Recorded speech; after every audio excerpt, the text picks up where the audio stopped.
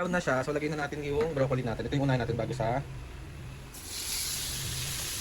So pwede na rin natin masunod si ating shrimp. Okay na to! Yung totoo may ha, walang kasinungalingan ha. O bakit? Sinasabi ko totoo, di ba? Okay ma? Hindi ka. Kahit anak kita, pag pangit ka talaga.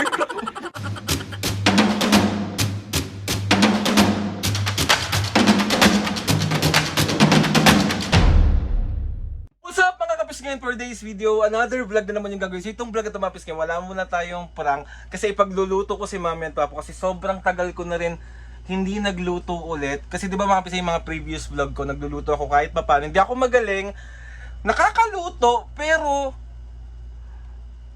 pwede na. Pwede na pag-asawa. Mali. Dali lang naman yung lulutuin ko. Pero first time ko itong lulutuin kasi alam niyo yung ano, buttered shrimp na may broccoli. Kasi sobrang mahilig ako sa broccoli. Tapos nagkikrave ako ng shrimp. Sakto, paghahaluin natin sila. Kasi feeling ko naman masarap yun. Paparate natin kay Mami at Papa 1 to 10 kung masarap pa yung buttered shrimp broccoli ko. And feeling ko naman, kumpiyansa naman ako sa sarili ko na may lasa naman siguro yun. Pero alam nyo naman si Mami, hindi yun nagsisinungaling. Pag hindi masarap, pag masarap, masarap. So ayun na nga, let's go na. Samahan nyo ako i-prepare yung mga kailangan natin sa pagluluto. And sobrang na-miss ko tong luto serye na to. So Mami, Papo, sana magustuhan nyo. At sa susunod na magkakajowa ko ulit, be, hindi ako magaling kumanta pero kakantahan kita. Hindi ako magaling magluto pero pagluluto kita araw-araw. So kung paano ako magmahal sa magulang ko, doble yung pagmamahal na ibibigay ko sa'yo. Hindi! Hindi ganon. Sige na. Bye. Ito na yung broccoli ko, tsaka itong ating shrimp. Nasa galing kasi siyang freeze. Ayan, malambot na. Tapos kunin natin yung ibang ingredients natin. So, meron tayo ditong butter, tapos gawa lang din tayo ng garlic. So, ayan siya. Medyo malambot ang broccoli, so papakuluan lang muna natin siya ng onte. Siguro mga 2 minutes lang na kulo. Yung lumambot lang siya ng onting-onti kasi masarap pa rin siya kapag crunchy. Yan siya. Ayan, tasalang na natin siya. Ano ba yan? Bakit pinakaarang? Wait lang.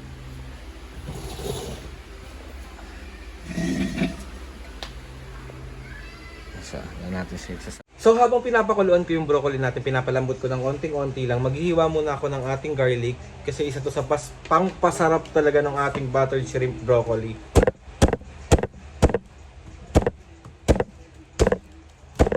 Mas madaming garlic, mas masarap at mas healthy. So ano to? Pangontra to, pangontra. Hiwa na tayo. Anoyin natin siya ng maliliit.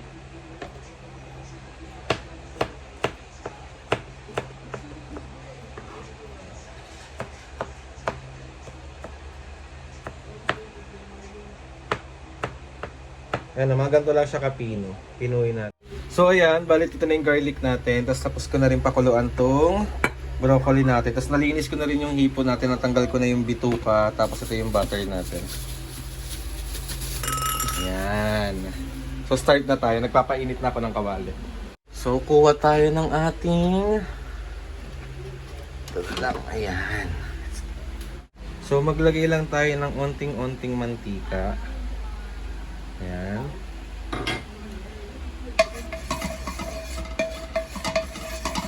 Saka natin ilagay yung butter natin. Ayan. Tunawin lang natin siya.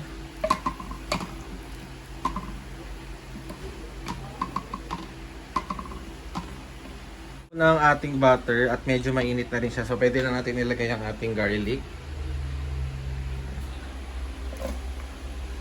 Yan, i-golden brown lang natin. Ito na siya, so lagay na natin yung broccoli natin. Ito yung unahin natin bago sa...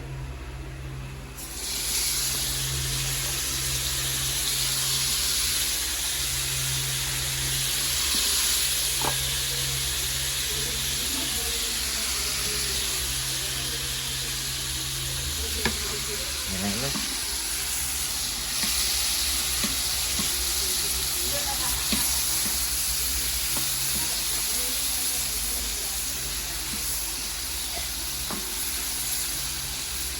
So, pwede na rin natin usunod si ating shrimp.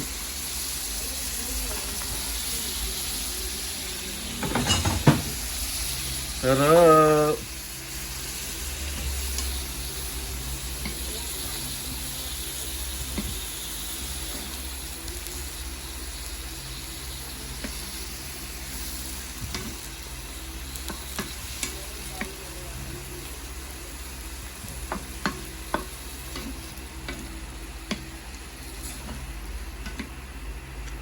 So, takpan muna natin siya siguro mga 5 minutes.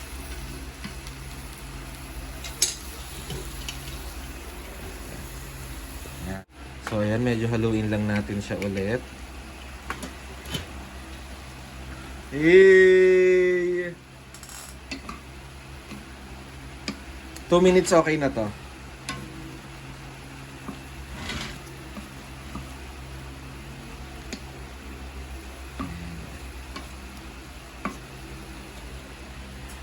Bango.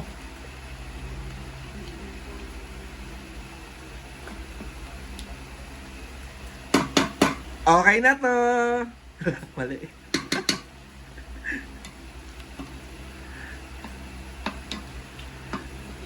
Yan, perfect na yan. So patayin na natin siya. Okay na yan. Luto na yan.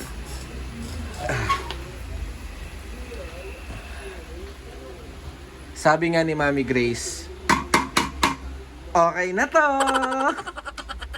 Ayan, let's go na. So, lipat na natin siya here.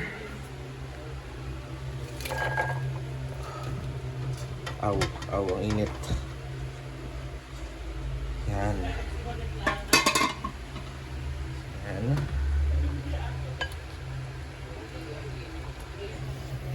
Ay, ang bango. Grabe. So, papatikim na natin to kay Mami at Papo.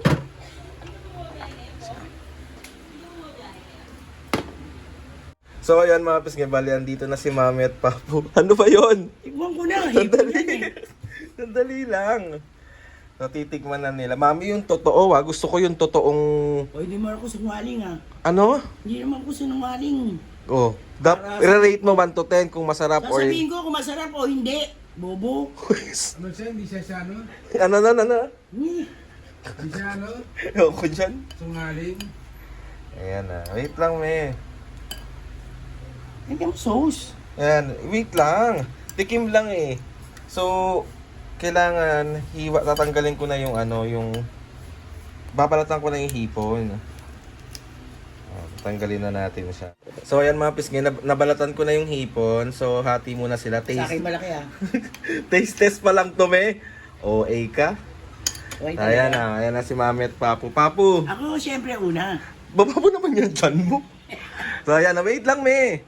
Taste test muna. Sabay mo siyang, yung broccoli tsaka yung hipon. Okay, ma-rate mo 1 to 10, ha? Game. Yung totoo, me, ha? Walang kasinungalingan, ha? O bakit? Sinasabi ko totoo, di ba? Okay, ma. Hindi ka... Kahit anak kita, pag pangit ka talaga. Mami, hindi ka tikim ang usapan, hindi itsura, ha? Hindi ka nag-ano? Game na. Game Game. na.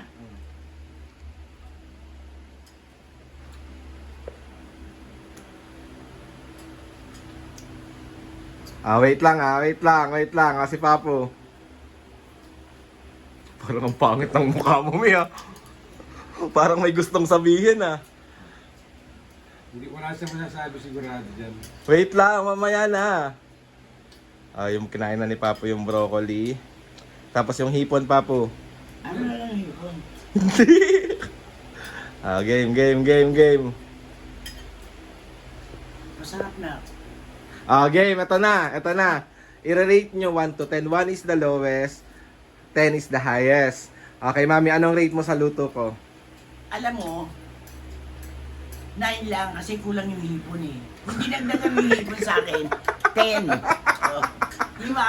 Yung lasa, me, kamusta yung timpla? Masarap, sakto lang sa lasa. Hindi siya matabang, hindi siya maalat. Sakto. Gitnang-gitna. Yan, ikaw, Papo. Rate mo 1 to 10. Tin na ako Siyempre, eh. pinakuha ka Ubus na eh. ng XRM eh. Paano hindi sasarap ang luto? Tapos ano bang manager ko? Culinary. Oo, di Oh. ba? Ano yung medyo niya? Kurirari. Anong manager ko? Kurirari. Tama. Ikaw pa po, ano masasabi mo? Siyempre, perfect eh. Sarap. Doon pa lang sa gulay eh, talagang pati yung hindi siya sobra sa luto, hindi siya Sakto bilaw, lang. ganun. Sakto. Crunchy lang yung broccoli kasi yun naman talaga masarap sa broccoli. Ang ginawa ko kasi, hindi ko siya sinama sa paggisa yung broccoli. Ang ginawa ko, pinakuluan ko muna ng 2 minutes yung broccoli para lumambot at matanggal yung mga dumi-dumi. Patak. Ginagaya niya yung style ko. Para malilit. So ayun na nga, Paps, ngayon I'm so happy kasi nagustuhan ni Mami at Papo yung Pero pagluluto sabi ko ko. nga sa'yo, kaya hindi ko na sinabing 10 kasi kalahating hipo lang. Pero kung buong hipo niyan, 10. Okay, kakain naman na tayo eh, oh. Pero ano minaster niya? Kurirari. So ayun na nga, Paps, nga, thank you Mami Papo, na-appreciate niyo yung luto ko. Siyempre naman. So magbabay na muna kayo. Bye. Sayang na lang yung minaster mong ano. Pinag-aaral kita ng HRM eh. Major in? Kurirari.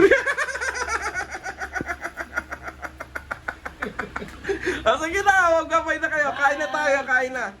Mga bisngi, bali napatikim na natin kay Mami at Papa yung luto kong buttered shrimp with broccoli. And sobrang happy ako kasi na-appreciate na naman nila yung luto ko. Sabi ko nga sa inyo, hindi ako masarap. Tsamba lang yun, be. I-try mo. Mahalin mo kapag naluto kita. Mali! Maling-mali! Mga kapisngay, magiging active tayo ulit sa pag-upload ng mga vlog. So asahan nyo, baka everyday ako mag-vlog, everyday ako mag-upload kasi alam kong na-miss nyo and sobrang naging busy lang din ng mga taong ito. And maraming salamat po sa sumuporta sa Sigabo, especially po na nandun na po kami. Sobra po kami nagpapasalamat sa inyong lahat sa pagsuporta nyo. Grabe yung mga comment! Thank you. Gusto ko magpasalamat kay Lord sa maraming blessing. Salamat sa mga ates and kuyas. Salamat sa lahat ng mga kapisingin na sumusuporta simula umpisa hanggang ngayon. Sobra po ako nagpapasalamat sa inyong lahat. Please subscribe to my YouTube channel and click the notification bell para lagi updated sa mga videos namin. Kapag meron kayo gustong suggest sa mga vlog, challenges, prank, DM nyo lang ako.